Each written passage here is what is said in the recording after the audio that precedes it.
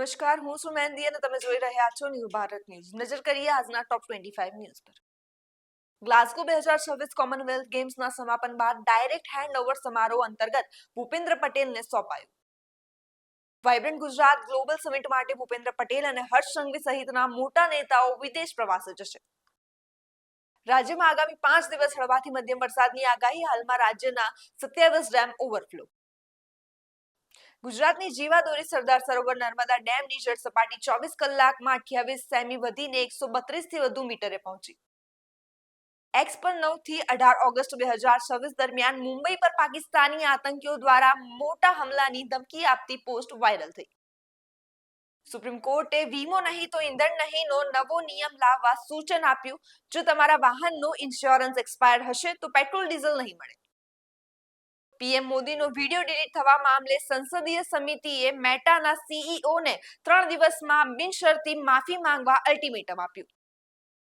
પાકિસ્તાને પચાવી પાડેલા કાશ્મીરમાં પાક આર્મીને છેલ્લા 2 મહિનામાં 9 નિર્દોષ લોકોની હત્યા કરી. સુરત દેશમાં પ્રથમ સ્માર્ટ ઇન્ટિગ્રેશન મેનેજમેન્ટ સિસ્ટમ અપનાવીને ઓલા ઉબેર જેવી મોનિટરિંગ ફાયર બ્રિગેડ બનાવશે. ગાંધીનગરમાં ગૂગલ મેપ પર સોમનાથના મહેશ્વરી અતિથિ ભવન સહિતની હોટેલોમાં ફેક વેબસાઇટ બનાવી ઠગાઈ કરતી ગેંગ ઝડપાઈ. રાંચીમાં પેપર લીક અને ભરતી ગેરરીતિ સામે હજારો યુવાનોનો મશાલ આક્રોશ. જેપીએસસી જેએસએસસી સામે ઉગ્ર પ્રદર્શન. ગુજરાત યુનિવર્સિટીને યુજીસી કેટેગરી 2 ની માન્યતા મળતા તે રાજ્યની પ્રથમ ઓટોમેશન યુનિવર્સિટી બની.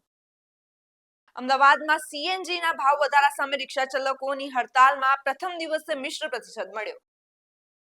ગુજરાતમાં 5 ઓગસ્ટ 2026ના રોજ સોનું પ્રતિ 10 ગ્રામ 1,44,400 અને ચાંદી પ્રતિ કિલો 2,22,900 ભાવ નોંધાયો. સરકાર ₹2,000 થી વધુના વેપારી યુપીઆઈ ટ્રાન્ઝેક્શન પર ₹0.25% થી 0.40 મર્ચન્ટ ડિસ્કાઉન્ટ રેટ લાગુ કરવા વિચારણા કરી રહી છે. શહેરોમાં 12 મીટરથી વધુ ઊંચાઈ ધરાવતા બંગલા પર હવે એપાર્ટમેન્ટના નિયમો લાગુ પડશે. અમદાવાદના મ્યુનિસિપલ ગાર્ડન્સમાં સીસીટીવી કેમેરા છેલ્લા 6 મહિનાથી બંધ હોવા છતાં ગાર્ડન વિભાગના ઈ-ગવર્નન્સ વિભાગ દ્વારા કોઈ કામગીરી કરવામાં નથી આવી. અજીત અગરકર રોહિત શર્માને ટીમ ઇન્ડિયામાંથી હટાવવા માંગતા હતા, પરંતુ હવે બીસીસીઆઈ દ્વારા અગરકરને જ પદ પરથી હટાવવાની ચર્ચાઓ તેજ બની છે. બનાસકાંઠા પોલીસ દ્વારા પાલનપુર ડીસા હાઈવે પરથી ₹19.80 લાખથી કિંમતનો હેરોઇન સાથે 4 નશાના સોદાગરોની અટકાયત. ઈરાન સંઘર્ષ અને ક્રૂડ ઓઇલના ભાવમાં વધારા વચ્ચે વિશ્વની 6 મોટી ઓઇલ કંપનીઓએ ₹7 લાખ કરોડનો રેકોર્ડ નફો કર્યો. ગજની અને લગાન જેવી ફિલ્મો તથા મહાભારતમાં અશ્વત્થામા રોલથી જાણીતા પીઢ અભિનેતા પ્રદીપ રાવતનું 74 વર્ષની વયે નિધન. રાજકોટ સિવિલ હોસ્પિટલમાં 3 માસની બાળકી કોમાની હાલતમાં દાખલ થયા બાદ 17 દિવસની સારવાર બાદ ચાંદીપુરા વાયરસથી સંપૂર્ણ સ્વસ્થ થઈ.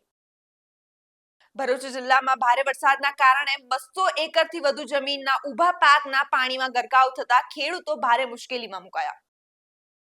પોલીસ ભરતીની 950 જગ્યાઓ માટે 23 ઓગસ્ટે લેખિત પરીક્ષા યોજાશે, જેના કોલ લેટર 27 ઓગસ્ટથી બપોરે 2 વાગ્યાથી ડાઉનલોડ કરી શકાશે. એલોન મસ્કનું 5 માળના ઇમારત જેટલું મોટું 4000 કિલોનું ફાલ્કન 9 રોકેટ 8690 કિલોમીટર પ્રતિ કલાકની ઝડપે ચંદ્ર સાથે અથડાયું. આજના ટોપ 25 ન્યૂઝમાં બસ આટલું જ. આવા જ વધુ અપડેટ્સ માટે જોતા રહો ન્યૂ ભારત ન્યૂઝ. નમસ્કાર.